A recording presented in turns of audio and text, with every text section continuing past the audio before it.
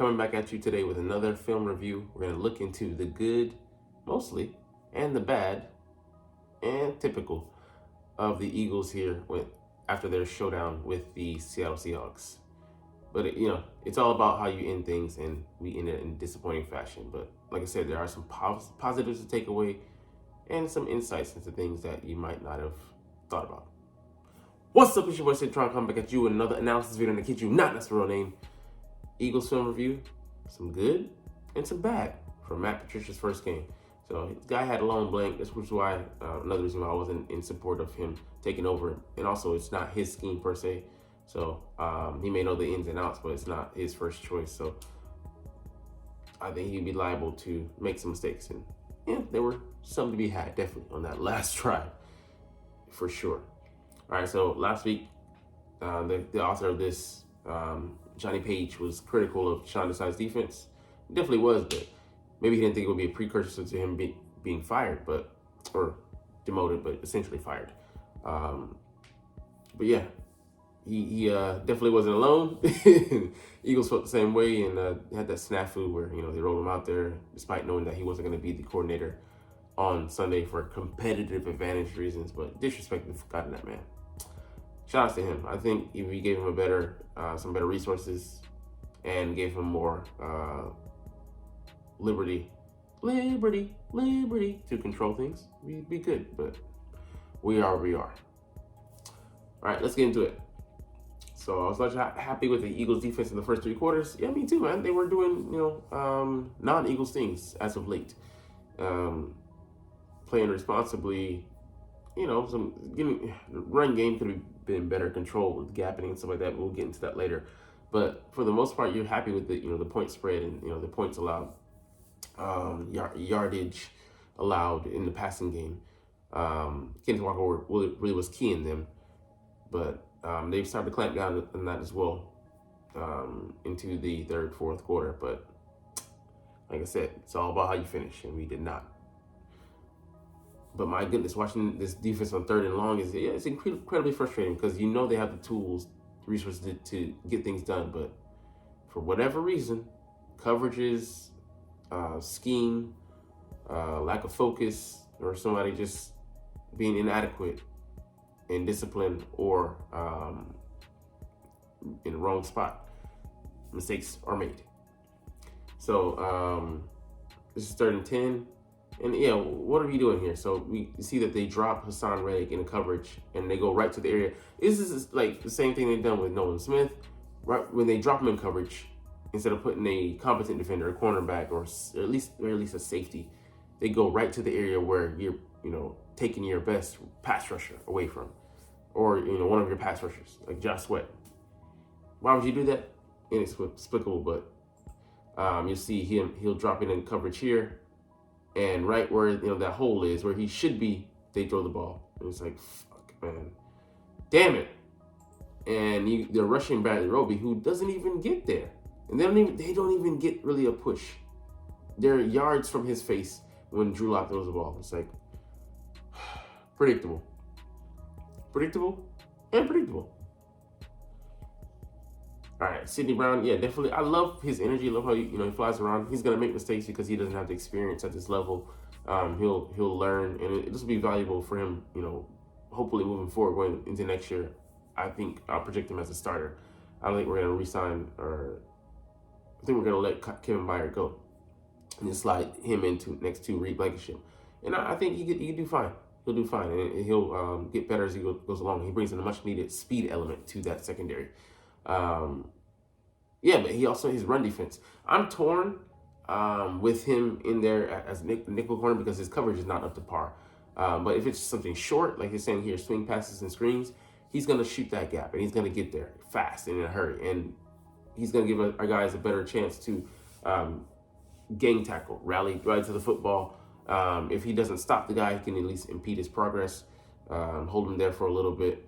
Which he didn't do on 2 plays here in this game, where he tackled Kenneth Walker high and he shook him off, and then he came in and tried to alligator roll. And he rolled right off. And it's like, just hold on to the leg and let you guys get there. But I do enjoy watching him in this defense, and big nickel, he provides great run support. So I've been talking long enough. Let's just roll the play. So you can see here, he comes here, and he's able to keep that to a minimum. Let's see how much Kenneth Walker got. He actually got probably like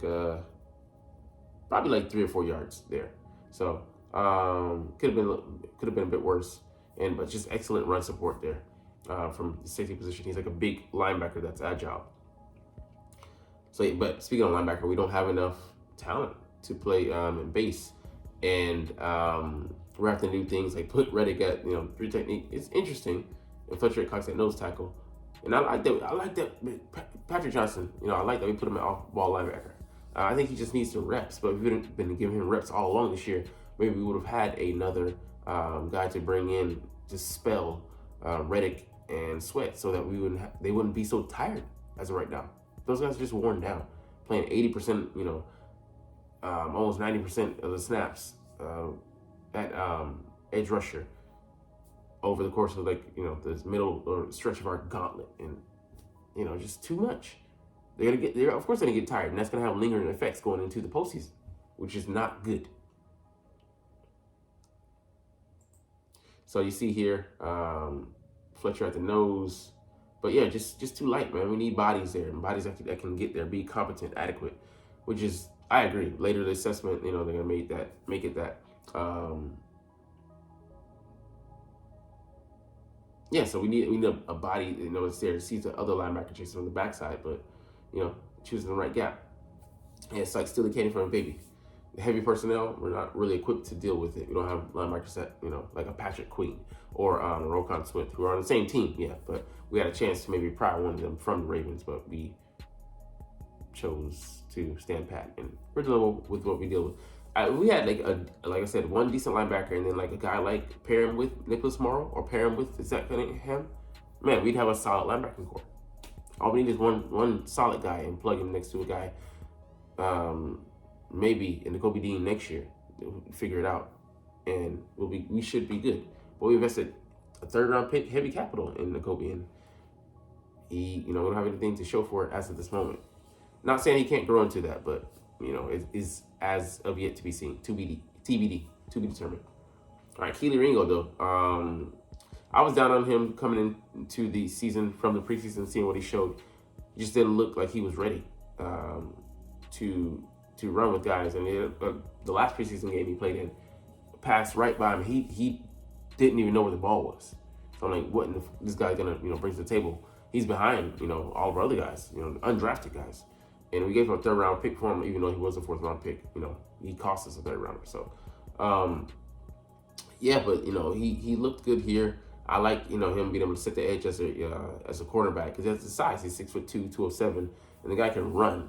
Just doesn't have the lateral side-to-side quickness, but he does provide a lot here. See, because he's playing off coverage and waiting to see what his responsibility is going to do. But he fills that gap, fills that space quick and in a hurry, and is able to assist in getting him Kenneth Walker out of bounds. So great play by him.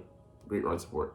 And yeah, it wasn't just in run support. He looked good in coverage too. I think he had 0 catches allowed. And yes, it's in a small sample size, like similar to Eli Ricks early in the season. You don't want to put him out there. You want to cover him, make sure he has cloud coverage over the top, safety support, or so he can play the underneath and play aggressive. But there's a role for him to be had for him. I believe definitely that we should put him out there instead of Bradbury, because Bradbury he looks slow. He looks a step slow. The technique is not there, or his body's not able to keep up with the technique and support him in that effort. And he doesn't look like he has much to offer this, at least this season. So don't know if he can have a bounce back year, but Father Time is undefeated. But I think if we support Ringo, put him in a role where he can be successful, where he can have he knows that his responsibility is defined clearly. He has safety help over the top. I think he could excel. So you can see him here on the outside.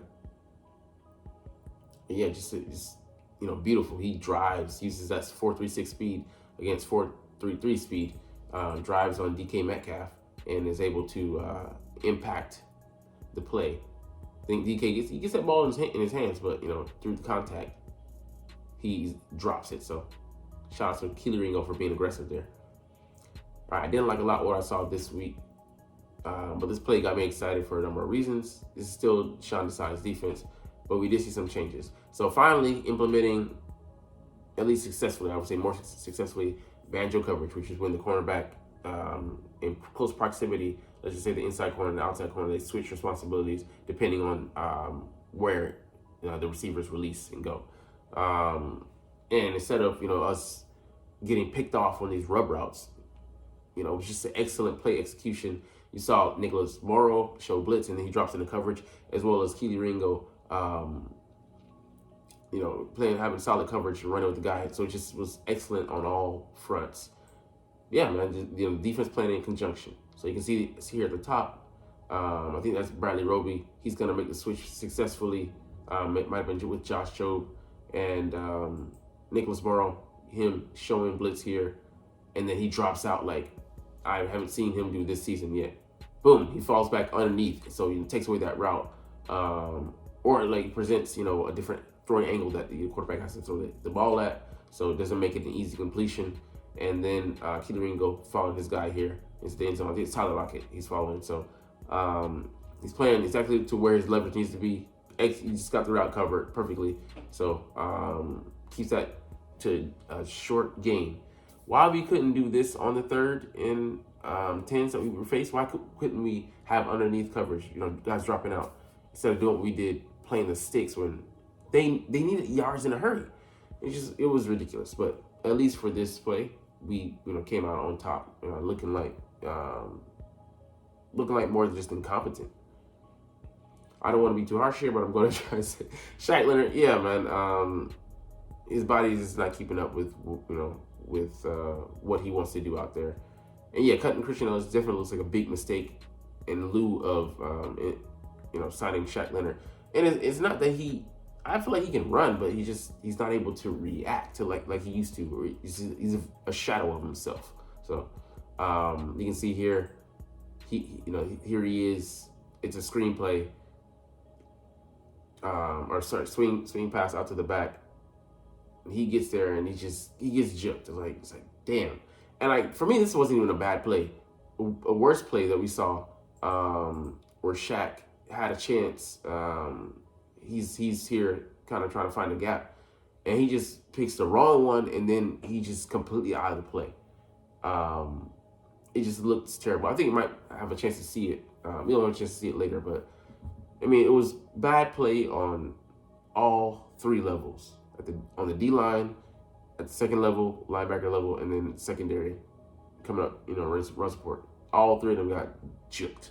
And that was the touchdown that Kenneth Walker just waltzes in because we just looked horrible. And yeah, Fletcher Cox has a bad rep, struggle of lately, but who isn't struggling on this defense right now?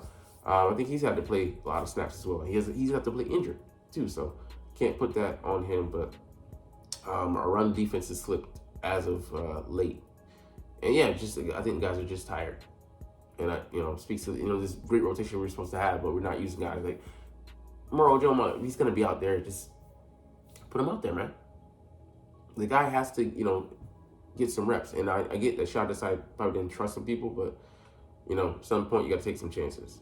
So we're gonna see here, Fletcher Cox just gets washed right to where they want to go.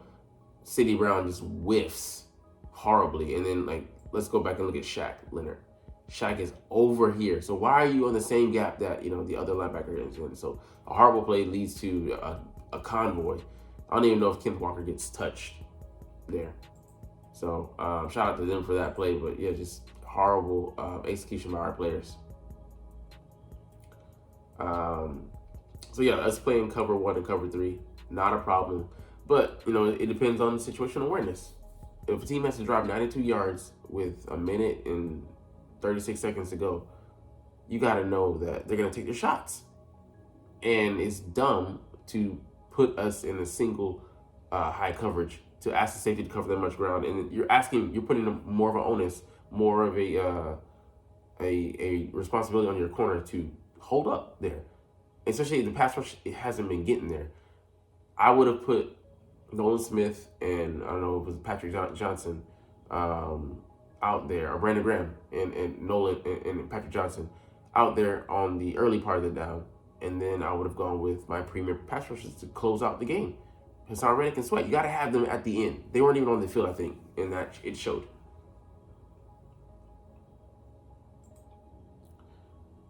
So you can see here, third and long, it works here because the pass rush gets there. That's completely different, and they work in unison. And it's Reddick and it's Brandon Graham, but you got to have those guys on the field at the end of at least one of the combination of Sweat and Graham or Nolan, or Reddick and preferably Brandon Graham or Nolan. You got to have at least one of those veterans on the field, and it's one of those guys, one of your premier pass rushers, edge rushers on the field. So there were so many things, points of consternation. You're like, what in the fuck are we doing, man? What in the hell are we doing? Nicholas Morrow just he makes this play. You can see that he just, unlike this guy here, flows. He gets washed down the line, but he makes that tackle solo, and just shout out to him. He had a decent game, and I know he's been a point of criticism, but I think definitely for the bang for the buck, we got what we paid for. And him and Zach Cunningham are a pretty good linebacker duo. I want to see, but yeah, we got to send Shaq Leonard to the bench, bro. It's Nicholas Morrow and Zach Cunningham. And Shaq should be an emergency option. All right, so we're going to put this on Matt Patricia. Putting 7 men on the line, I like it. Forcing, the Seahawks to throw it short because you don't know, for sure that they're not going to back out or send everybody. And Jalen Carter just gets there. He beats the guard quick and in a hurry. And if our pass rush can get there, boom. That it makes all the difference. We don't have to hold up. You can hide a bad secondary. Ours is just. I believe ours is so. But we've been playing bad. But yeah, this just confused the hell out of me. We were doubling the wrong areas of the field, so we're doubling, the middle of the field instead of, giving these guys the over-the-top help they should have had. Because they're going to go deep. Give up the underneath stuff, get guys on the ground, and then, make them drive the length of the field. Don't make it too easy, but we did that. We did just that for them. So you see the coverage in the middle of the field, and, the safety's getting over there too late because he's covering the entire swath of that area. And DK, he's a fast guy. You need to commit. If it's not show single high, but sprint at the fucking snap of the football like hell to his side of the field, we're playing it wrong. I just don't get that. And then we do it again. With 30 seconds to fucking go in the game, you put Bradbury, who didn't have a good drive. So you see that he's not having a good drive, and you don't give him any support. It wasn't the first catch that he had on him. It was 3 catches DK had on him. Or 2 by DK and then 1 by I think Smith and Jibba for the touchdown.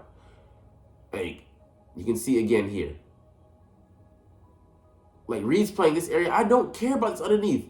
There's enough bodies there. 1, 2, 3, 4, 5. You should have let them cover that area. He needs to be over here helping out Bradbury. Because Sidney he's in this area. Nobody in that area. It's like he played it like he had, safety help over the top. And he didn't. And it was back-to-back plays. The safeties doing the same thing, getting there late. And we're left with egg all over our fucking face. So, Patricia, it's been a bad 3 weeks, man. It's been a bad 3 weeks. And we make this switch, and it makes no fucking difference in the end. That's what pissed me off more than anything. Like I said, I could take this L if it was just Sean Desai being bad. You put in a new guy, just wrong place, wrong time. You do that. And I don't even do it for the easier opponents because it's just a break of continuity. But they saw fit. They think it's going to be a test. Can Matt Patricia improve this defense over the course of the next 3 weeks? And yes, it's against lower competition, but we just need continuity. We just need a constant. We need some kind of steadiness about this defense, because it's all over the fucking place. Anyways, let's get to the injuries for the Giants game upcoming. So not really anything changed. Surgery, so he's gonna be out. So he's gonna be out, and he's in practicing. So it'll be the crucible, the crux. I'm fucking up. Anyways, you're not here watching anyways, but it'll be crucial to see if he practices Saturday. So it's a new knee injury. It's not one the pre-existing knee he had that's been bothering him all the season. Zach Cunningham, he's not gonna play. He's gonna be out. Gonna miss his second consecutive game. We also might have Nicholas Morrow out. So I don't know what the fuck we're gonna do at linebacker. Shaq Leonard, and then we got Vin Van Simmeren. The guy can flow. He can run, but he has taken 0 snaps at linebacker this season. Big problem. Cam Jurgens, full practice, so I think he's going to play. Vontae Maddox, I don't know if he plays this week. If not this week, I think he plays next week at the Cardinals. So we open his 21-day practice window. We'll have to deactivate someone or maybe cut someone to put him on the active roster. So don't know how that's going to go. But no real changes here other than Xavier McKinney going from DNP to limited. Dexter Lawrence, I don't think he's going to play, man, to be honest. And no really other big changes, but this shouldn't even matter because we should win this game with the more talented team, but that hasn't meant jack this season, especially as of late. Anyways, we'll get up out of here, but hey, I love talking about the Eagles even when it's bad.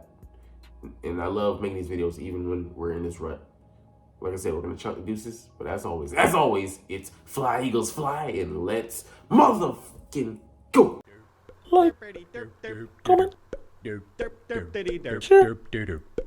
subscribe if you Thanks for watching. Check me out at Centron Anime, Centron Life, or Centron Laughs, or other social media.